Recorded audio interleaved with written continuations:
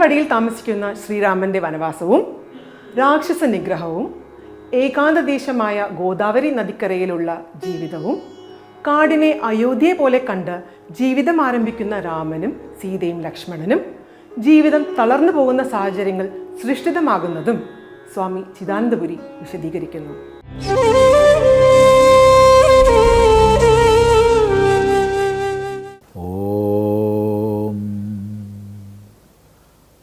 ഗുരുർബ്രഹ്മാ ഗുരുർവിഷ്ണു ഗുരുർദേവോ മഹേശ്വരഃ ഗുരുസാക്ഷാത് പരം ബ്രഹ്മ തസ്മൈ ശ്രീ ഗുരവേ നമഃ.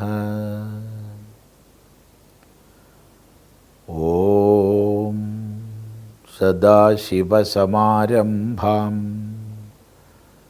ശങ്കരാചാര്യമധ്യമാം അസ്മദാചാര്യപര്യന്താം വന്ദേ ഗുരുപരമ്പരാം.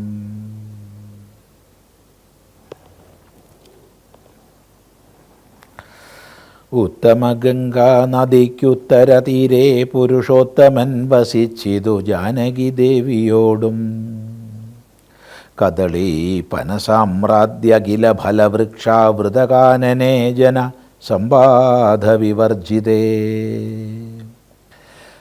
നിരുജസ്ഥലേ വിനോദിപ്പിച്ചു ദേവി തന്നെ ശ്രീരാമൻ അയോധ്യയിൽ വാണതുപോലെ വാണാൻ.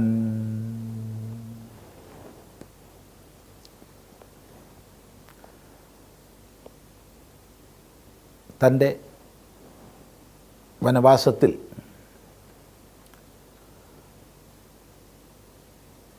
ദണ്ഡകാരണ്യത്തിനുള്ളിലേക്ക് സഞ്ചരിച്ച് ക്രമേണ അനേക രാക്ഷസ നിഗ്രഹങ്ങളെ പൂർത്തിയാക്കി രാമൻ സീതയോടും ലക്ഷ്മണനോടും കൂടെ പഞ്ചവടിയിൽ താമസമാക്കി. പഞ്ചവടി ഇന്നത്തെ കണക്കിന് പറഞ്ഞാൽ നാസിക്കാണ്, മഹാരാഷ്ട്രയിലെ നാസിക്. ഇവിടെ എഴുത്തച്ഛൻ്റെ കിളിപ്പാട്ടിൽ ഉത്തമ ഗംഗാനദിക്ക് ഉത്തര തീരെ എന്നൊരു പരാമർശം കാണുന്നുണ്ട്. അത് എന്തുകൊണ്ടാണ് അങ്ങനെ സംഭവിച്ചതെന്ന് അറിയില്ല. ഒരു കാരണവശാലും ഗംഗാനദിയല്ല. മൂലത്തിലോ വാൽമീകീയത്തിലൊന്നും അപ്രകാരം പറയുന്നില്ലെന്ന് മാത്രമല്ല, ഗോദാവരിയാണ് പഞ്ചവടിയിലൂടെ പ്രവഹിക്കുന്ന നദി. അപ്പോൾ ഗോദാവരിയുടെ തീരത്ത് പർണശാല കെട്ടി ശ്രീരാമൻ സീതയോടും ലക്ഷ്മണനോടും കൂടെ താമസിക്കുകയാണ്. അവിടുത്തെ വർണ്ണന നമ്മൾ ശ്രദ്ധിക്കുമ്പോൾ തന്നെ നമുക്ക് മനസ്സിലാവും, മധ്യ ദക്ഷിണ ഭാരതത്തിൻ്റെ ഒരു ഒരു ഒരു സ്ഥിതിയാണ് നമ്മളവിടെ കാണുന്നത്. പ്ലാവുകളും വാഴകളും മാവുകളുമൊക്കെ നിറഞ്ഞ ഒരു പ്രദേശം എന്ന്. അങ്ങനെ പഞ്ചവടിയിൽ ഒട്ടും മനുഷ്യന്മാരില്ലാത്ത ഏകാന്ത ദേശത്ത് അവർ താമസിക്കുകയാണ്. ആ താമസിക്കുന്ന സ്ഥിതിയെയാണ് ഇവിടെ പറഞ്ഞിട്ടുള്ളത് അയോധ്യയിൽ വാണതുപോലെ വാണാൻ എന്ന്. ഇത് വളരെ ശ്രദ്ധേയമായൊരു പരാമർശമാണ്. കാരണം അച്ഛൻ്റെ വാക്യത്തെ സത്യപ്പെടുത്താനാണ് വനവാസത്തിനിറങ്ങിയത്. കൈകേയിയാൽ നിർബന്ധിക്കപ്പെട്ടിട്ടാണ് എന്ന് മാത്രമല്ല, വളരെയധികം അലോസരപ്പെടുത്തും മട്ടിലാണ് കൈകേയി വനവാസത്തിനൊരുങ്ങുന്ന രാമനോട് പെരുമാറിയത് തന്നെ. ഒരിക്കലും ഒരാളുടെ ഹൃദയത്തിൽ നിന്ന് പോവാത്ത തരം ദുഷ്ടചെയ്തി കൈകേയി ചെയ്തു പോയിട്ടുണ്ട്. അതായത് വനവാസിയായി പോകേണ്ടത് ശ്രീരാമൻ മാത്രമാണ്. ശ്രീരാമനെ സഹോദരൻ്റെ സ്നേഹവും ത്യാഗനിർഭരമായ മനസ്സോടും കൂടി സേവ ചെയ്യാനാണ് ലക്ഷ്മണൻ പോകുന്നത്. പത്നിയുടെ ധർമ്മം പാലിച്ചുകൊണ്ട് സീതയും പോകുന്നു. ഒരിക്കലും ലക്ഷ്മണനോ സീതയ്ക്കോ മരവുരി ഉടുക്കണമെന്ന നിർബന്ധം അവരോട് ചെയ്യാൻ ഒരിക്കലും കൈകേയിക്ക് സാധ്യമല്ല. എന്നാൽ ജനക്കൂട്ടത്തിൽ വെച്ച് മരവുരി എടുത്ത് കൊടുക്കുന്നുണ്ട് സീതയ്ക്ക്. ഇത് ലഭിച്ചിട്ട് എന്താണ് ചെയ്യേണ്ടതെന്നറിയാതെ സീത ഉഴറുന്നുണ്ട്. ഈ സമയത്ത് ആ സഭയിൽ വെച്ച് വളരെ ശക്തമായും ക്രുദ്ധനായും ഗുരുനാഥൻ വസിഷ്ഠൻ കൈകേയിയോട് സംസാരിക്കുന്നുണ്ട്. നിനക്ക് യാതൊരു അധികാരവും ഇല്ലാത്തതാണിതെന്ന്. അങ്ങനെ സീത പട്ടുസാരി ഉടുത്തിട്ടാണ് യാത്രയാവുന്നത് വസിഷ്ഠൻ്റെ നിർദ്ദേശമനുസരിച്ച്. എന്ന് വെച്ചാൽ ഒരു വ്യക്തിക്ക് ഹൃദയത്തിൽ നിന്ന് എടുത്തു മാറ്റാൻ കഴിയാത്ത വേദനകൾ ഏറ്റുവാങ്ങിയിട്ടാണ് വനവാസത്തിന് രാമൻ പുറപ്പെട്ടിട്ടുള്ളത്. അതിനുശേഷമോ ഒന്നിനു പിറകെ ഒന്നായി രാക്ഷസന്മാരുമായിട്ടുള്ള ഏറ്റുമുട്ടലുകൾ. സ്വസ്ഥത എന്നതില്ല. എവിടെയാണ് കിടക്കുന്നത്? ചളിയിൽ, പാറപ്പുറത്ത്, വൃക്ഷച്ചുവട്ടിൽ. മഴ, കൊടുങ്കാറ്റ്, മഞ്ഞ് എല്ലാം ഏറ്റുകൊണ്ട് ഒരു ഭാഗത്ത് അനിശ്ചിതത്വം, മറ്റൊരു ഭാഗത്ത് ഹിംസക മൃഗങ്ങളുടെയും മറ്റും മധ്യം. ഒന്ന് മനസ്സിലൊന്ന് ചിന്തിച്ച് നോക്കൂ.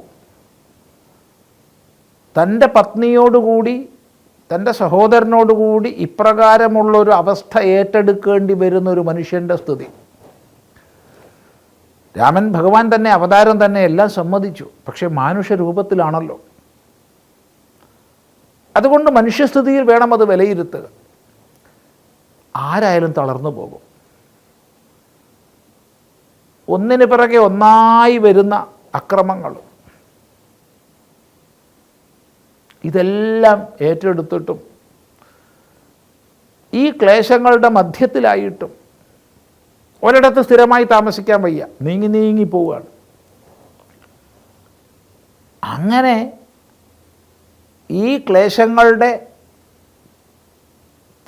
പ്രതിസന്ധികളുടെ മധ്യത്തിൽ കഴിയുന്ന രാമൻ, ആ രാമൻ്റെ വാസമാണ് പറയുന്നത് അയോധ്യയിൽ കഴിഞ്ഞതുപോലെ കഴിഞ്ഞു എന്ന്. നമ്മൾ ഓരോരുത്തരും ജീവിതത്തിൽ ചെറിയ ചില പ്രതിസന്ധികൾ വരുമ്പോൾ, അല്പങ്ങളായ പ്രതിബന്ധങ്ങൾ മുന്നിൽ വരുമ്പോൾ ആത്മഹത്യയിലേക്ക് വരെ പോയി വീഴുന്ന കാലമാണ്. പ്രശ്നങ്ങളെ, പ്രതിസന്ധികളെ അഭിമുഖീകരിക്കാൻ കഴിയാതെ വരുമ്പോൾ മയക്കുമരുന്നുകൾ അടിമകളാവുന്ന കാലമാണ്. മദ്യത്തിനും മയക്കുമരുന്നിനും നമ്മൾ അടിമകളാവുന്നു. സംസാരിച്ചാൽ അവർ പറയുക, അയ്യോ നന്ന പ്രശ്നങ്ങൾ എൻ്റെ ജീവിതത്തിലുണ്ട്, തൽക്കാലത്തേക്കെങ്കിലും ഒന്ന് മറക്കാൻ, തൽക്കാലത്തേക്കെങ്കിലും ഒരു സുഖം അനുഭവിക്കാൻ. ഇനി അതിനും അപ്പുറത്തേക്ക് നൊന്തുപെറ്റ കുഞ്ഞുങ്ങളെപ്പോലും വിഷം കൊടുത്ത് കൊന്ന് സ്വയം കെട്ടിത്തൂങ്ങുന്ന അവസ്ഥാവിശേഷം. നമ്മുടെ മാധ്യമങ്ങൾ ഇന്നതിനെ പലപ്പോഴും കുടുംബാത്മഹത്യ, കൂട്ടാത്മഹത്യ എന്നൊക്കെ പറയാറുണ്ട്. ഒരിക്കലും അത് ആത്മഹത്യയല്ല. അവിടെ ആത്മഹത്യ ചെയ്യുന്നത് ഒരാൾ മാത്രമാണ്, ബാക്കിയെല്ലാം കൊലപാതകമാണ്. അപ്പം മറ്റുള്ളവരെ മുഴുവൻ കൊന്ന് സ്വയം ആത്മഹത്യ ചെയ്യാൻ വരെ നമ്മൾ ഇന്ന് മുന്നോട്ട് പോയിക്കൊണ്ടിരിക്കുന്ന സ്ഥിതിയാണ്. എന്താ കാരണം? ജീവിതത്തിലെ പ്രതിസന്ധികൾ. ഇവിടെയാണ് നമ്മൾ ചിന്തിക്കേണ്ടത്. ഇത്ര പ്രതിസന്ധികളും പരീക്ഷണങ്ങളും നമുക്ക് സങ്കല്പിക്കാൻ കഴിയുമോ? ആകെ കൂടെ ഒരു സമാധാനമുള്ളത് മഹർഷിമാരുമായി ഇടയ്ക്കിടയ്ക്ക് സംഘമുണ്ടാകുന്നു എന്നത് മാത്രമാണ്. ബാക്കി മുഴുവൻ പ്രശ്നങ്ങളാണ്. ഈ സുരക്ഷിതത്വമില്ലായ്മയുടെ, അരക്ഷിതത്വത്തിൻ്റെ, പ്രശ്നങ്ങളുടെ